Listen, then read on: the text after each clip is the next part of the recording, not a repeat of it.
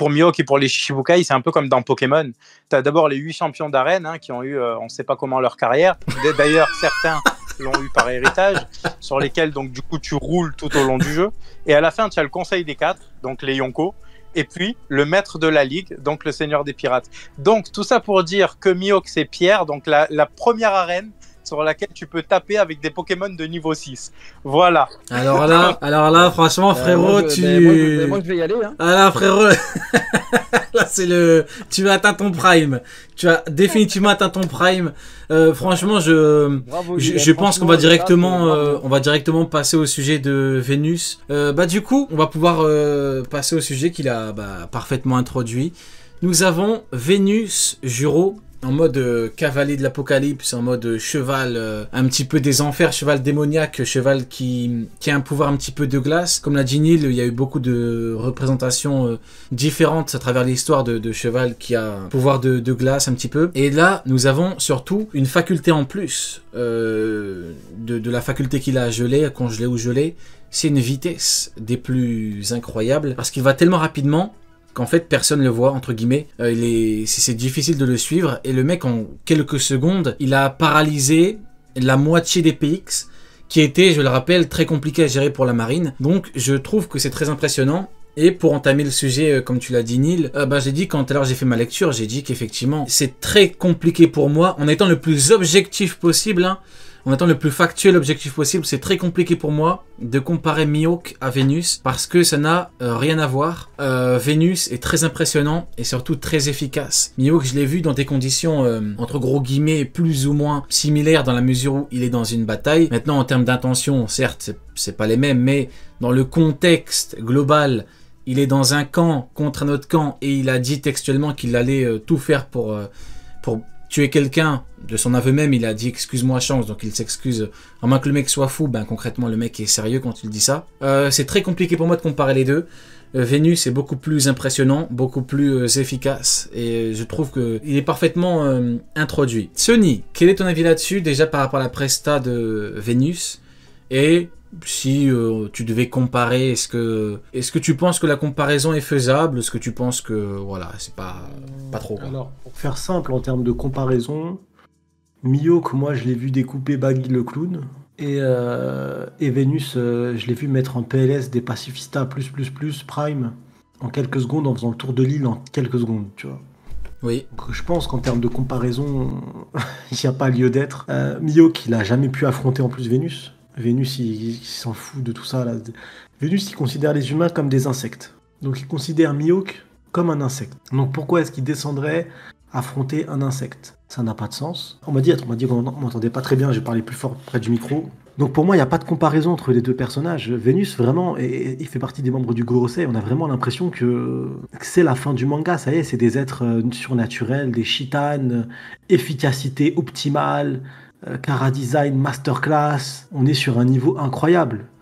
Mihawk, on a appris récemment que c'était un dépressif qui se cachait derrière l'ombre de Baggy. Tu vois, on n'est pas dans on boxe pas dans la même catégorie. C'est compliqué de discuter. Tu vois, c'est pas possible. Mihawk, par exemple, il est du genre à envoyer une attaque en demandant, je veux voir la distance, la puissance qui nous sépare entre nous, pauvres Shichibukai, et un empereur en phase terminale d'un cancer. Et l'autre membre du Gorosei, il débarque face à un empereur et face à son équipage sur l'île et il fait le taf. Tu vois, on peut pas comparer les deux, c'est pas pareil. Ça n'a rien à voir. Tu vois, tu compares pas un écart aussi important. Et là, c'est le cas. Je sais que pour certains, Mihawk, c'est l'être suprême, l'alpha, l'oméga. Ça n'a rien à voir. L'alpha, l'oméga, carrément. Je te jure, il y en a pour eux, c'est tout. Carrément. C'est tout.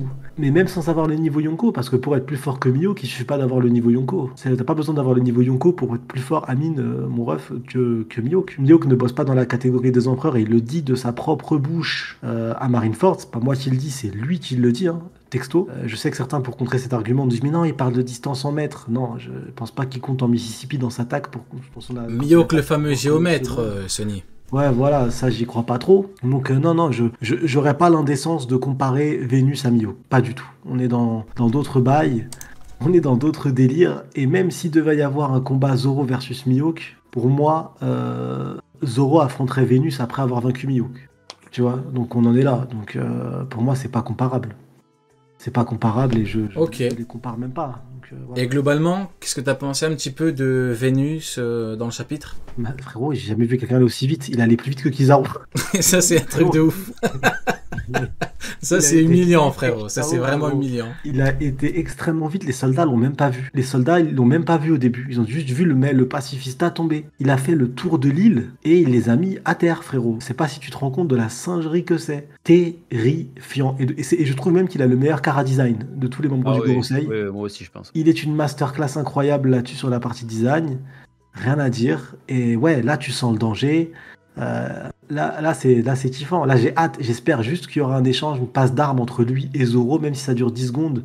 Ce serait incroyable, incroyable. Ok. Et toi, du coup, Silas, bon, la régie était très efficace ce soir, hein, pendant que Sony parlait de Mihawk le géomètre. On en a profité pour mettre des petites images de Mihawk qui calcule la distance en mètres, la distance en centimètres qu'il sépare de Barbe Blanche. Double question comme pour Sony. Ton avis global sur la presta entre guillemets de Vénus, Ethan Baron, et la comparaison, si tu devais comparer, est-ce que c'est faisable, est-ce que tu trouverais des trucs? Pour moi, c'est compliqué de les comparer dans le sens où déjà on a affaire à, on ne sait pas si c'est vraiment un homme ou un démon, donc déjà la comparaison elle va être un peu compliquée au niveau de la puissance parce qu'on ne sait pas trop encore de quoi il est capable. Néanmoins, on voit que par sa vitesse, bon c'est factuel, hein, il éclate les pacifistas en quelques secondes. Les mecs de la marine à côté ne le voient même pas passer, donc factuellement plus rapide que Kizaru. Donc voilà, ça c'est comme ça, c'est réglé. On a aussi un personnage qui dit, comme disait Sonny, hein, qui considère les humains comme des grosses merdes. Donc clairement, il considérerait Mihawk comme une grosse merde lui aussi.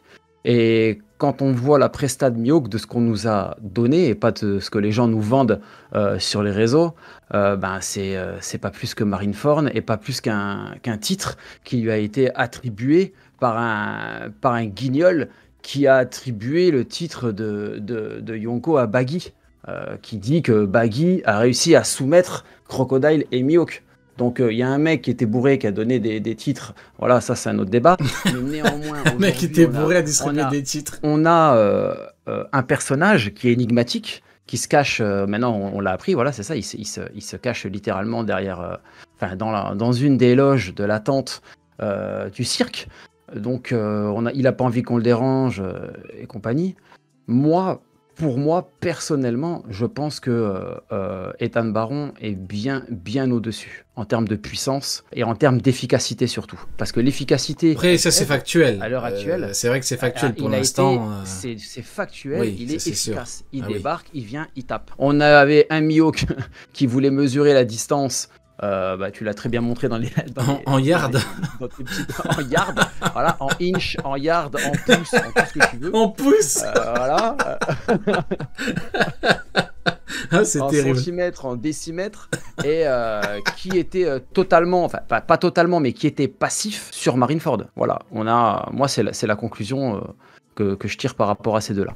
Ok, ça marche. Et du coup, en quelques mots, globalement, l'efficacité de Vénus, pour toi, très très efficace? Très très efficace. Après, on le voit sous un angle offensif. Il s'attaque à des robots. Maintenant, qu'est-ce qu'il va faire face à un réel adversaire? Si on peut prendre Zoro, voilà, il va y avoir combat de l'âme. Qu'est-ce qu'il va faire? Qu'est-ce qu'il va donner? Quelle est sa résistance? Quelle est sa puissance réelle face aux trois sables de Zoro ou un autre membre. Mais bon, c'est plus probable aujourd'hui qu'il se tape contre quelqu'un comme Zoro. Ils vont certainement se rencontrer sur la route.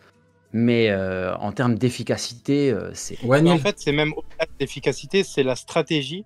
Dites-vous que la situation ne méritait pas à la base que le Gorosei débarque. Donc, une fois que ça a dégénéré et qu'ils se sont dit, putain, là, il faut qu'on arrive, ils ont eu 3 minutes. Et en 3 minutes, ils t'ont fait un plan. Il n'y a personne qui a fait ça. C'est une dinguerie ce qu'ils ont fait. Ils t'ont fait un plan où chacun sait où il doit aller, sait ce qu'il doit faire pour que ça soit efficace. Genre. c'est une folie Exactement. furieuse. C'est ce que je disais en parlant de dieux guerriers. Hein. Pour moi, ils portent bien leur nom. Hein. C'est des mecs qui ont de l'expérience, hein, à mon avis. Ils ont à l'époque, c'était chaud. Accomplir, et les mecs sont organisés comme jamais. Quoi. Et toi, du coup, Grim, est-ce que pour toi la comparaison est faisable? Si oui, pourquoi? Et qu'est-ce que tu penses du coup de la Presta de Vénus? Pour commencer sur la Presta de Vénus, je dirais quand même. Déjà, en fait, mettre les deux sujets en même temps, comme a dit Céleste tout à l'heure, en fait, le truc c'est que sa Presta allait bien parce qu'on a vu qu'elle allait giga vite et tout. Enfin, il a une vitesse de fou, ça c'est sûr. Après, maniement du sabre, bon, il a mis des coups de sabre sur des pacifistas. Donc, forcément, comme a dit Scylla, c'est pas un Zoro. Il n'est pas mis dans situation de vrai combat où c'est vraiment compliqué, etc. Donc, à voir. Après, forcément, découper autant de pacifistas en si peu de temps, c'est impressionnant de fou. Mais ouais, c'est ça, en fait. On n'a pas vu en situation de 1 contre 1 où vraiment ça se tape, ou même dans 2 contre 1 contre des personnages qui sont peut-être un peu plus faibles, mais quand même meilleurs que des pacifistas. Enfin, c'est un peu compliqué. Et pour faire une comparaison avec Mihawk, alors là... On n'a pas parlé du titre, mais Sony a totalement dit les termes par rapport au titre. Effectivement, c'est un game totalement différent. Dans la mesure où les mecs de Marigeoise, concrètement, c'est une petite merde, Mihawk, pour eux. Non pas que, là je parle pas en termes de rapport de force, mais humainement, en termes de relation, ils considèrent, il avec un S, les membres du Gorosei considèrent les Shichibukai concrètement comme des merdes. Ce sont des outils, ce sont des pions. Ils les utilisent. On bloque vos primes et vous travaillez pour nous. Concrètement, c'est comme ça que ça fonctionne. Et vous n'avez pas le choix. Marineford, c'est tu viens ou tu perds ton truc. Ils sont tous venus. Donc ils ont beau faire de grands discours, ils sont tous venus. Voilà, il y a que Jinbei, pour le coup, Neil, hein, Jinbei, Masterclass, qui a dit non à Sengoku. Il a même dit, elle va te faire... Tu sais, avec du recul, je commence à de plus en plus kiffer Jinbei. Hein. Ça fait 2 semaines que... Et c'est vrai que tu vois, ça c'est typiquement le genre de truc que t'oublies. Et quand tu t'en rappelles, tu te dis, putain, ils ont tous baissé leur slip, ils sont tous venus à Marineford pour aider la marine. Et lui, il a dit non. Ah, franchement, Neil, je suis... C'est chaud, Jinbei, hein. Franchement, c'est chaud. Initialement, c'est pour ça que j'ai commencé à le kiffer. Je rappelle quand même... au chat, mon arc préféré c'est Impel Down, et dès son introduction il était ouf. Après j'ai encore plus aimé bien sûr quand on a eu les scans à l'époque là de l'île des hommes poissons, et petit à petit non il s'est bien infiltré dans mon top quoi. Mais Impel Down déjà tu vois le côté masterclass du personnage. Puis juste pour rebondir sur ce que tu disais par rapport au Gorosei et aux Shichibukai, les Shichibukai ils sont des rois, les Yonko sont des empereurs. Alexandre le Grand, empereur, avait sous lui des rois. Donc, c'est-à-dire que c'est un mec qui dirige des rois. Tu vois, voilà ce que c'est qu'un masterclass. Effectivement, un empereur et un empire, un roi, un royaume, effectivement. C'était pour être tranquille, Neil, tu comprends pas, tu comprends rien à l'œuvre. tu lis pas l'œuvre correctement. Mais franchement, t'as tout dit, hein. C'est vrai que t'as tout dit. Tu vois, pareil, ça fait partie des petits trucs, tu sais, tu t'y prêtes même pas attention parce que pour moi, c'est tellement, c'est même pas de l'ordre de l'évidence et tu vois, c'est un fait que, voilà, la comparaison n'est pas tenable. Mais effectivement, étymologiquement parlant, c'est vrai que, oui, t'as un roi, warlord, hein, donc seigneur de guerre. Les autres, c'est des empereurs dans la hiérarchie du monde actuel. Il y avait qu'un seul roi qui se tenait au-dessus des empereurs, c'est le roi des pirates, parce que les empereurs sont des pirates. Donc c'est le seul cas où le roi peut être au-dessus. Sinon, dans les autres cas, non. Parce qu'effectivement, les empereurs sont au-dessus des rois. Bah oui, écoute, t'as tout dit, Neil. Encore une masterclass de ta part. Mais du coup, pour en revenir à ce que je disais par rapport au titre... Master sur master, hein, c'est oui. incroyable. Du coup, Sony, je suis d'accord avec toi. Hein, ce que t'as dit par rapport à son titre. Hein. C'est vrai que c'est tellement... Il est tellement au-dessus de ça que, en fait, ce titre individuel l'importe peu, quoi. Le mec, c'est un dieu guerrier, quoi. On voit quand il parle des êtres humains. Pourquoi est-ce qu'un titre que les êtres humains se partagent vont l'intéresser ? Ça n'a pas de sens, tu vois. Les membres du Gorosei considèrent les êtres humains comme des moustiques, comme des merdes, comme des déchets, pas comme des sans valeur, des êtres sans valeur. Pourquoi s'intéresser à un titre d'une personne qui serait sans valeur à leurs yeux, tu vois? Ça n'a pas de sens. Surtout un titre qui ne te met pas au-dessus des autres, tu vois. C'est pas, il y a un titre on parlait de roi des pirates, donc t'es l'homme qui dirige tous les pirates et dans un monde de One Piece où clairement, les zones les plus dangereuses sont des zones maritimes avec Grand Line et avec Paradise et le Nouveau Monde. Dans Grand Line, là, tu as le roi de tous ces pirates qui sont susceptibles de trouver le One Piece, de réussir à trouver le secret du siècle oublié et de retourner le monde et donc du coup de faire tomber leur empire. C'est le seul titre qui peut inquiéter ces gens-là. Un meilleur épéiste du monde qui s'en bat la tête, ils s'en foutent de ça. C'est vrai, ils s'en tapent. Si on parle de titres au sein de la piraterie, Oda a dû inventer le titre de Yonko parce qu'il voulait quelque chose de supérieur à ce qu'est un corsaire dans l'histoire. Enfin, à supérieur et en dessous du roi des pirates, parce qu'il y a eu des rois des pirates. Barbe Noire était un roi des pirates, et aujourd'hui on en parle encore. Tu vois, il y a eu qui Rakam était un roi des pirates, aujourd'hui on en parle encore. Et derrière, tu avais des corsaires donc, qui se cachaient sous des gouvernements. La plupart du temps, c'était portugais, espagnol, français ou anglais. Donc voilà, leur principe de base, c'était d'abandonner la piraterie, de donner 10% de leurs gains aux pays qu'ils servaient, hein, et donc ils étaient asservis. Et c'est la définition même d'un corsaire, c'est-à-dire que tu gardes ton équipage pirate, mais tu te soumets à l'armée. Tu as un grade, donc du coup tu as été anobli, mais voilà, c'est sans plus. Exactement. Tu es anobli et au service d'un roi. Exactement, t'as tout dit. Effectivement, bah écoute, je valide totalement.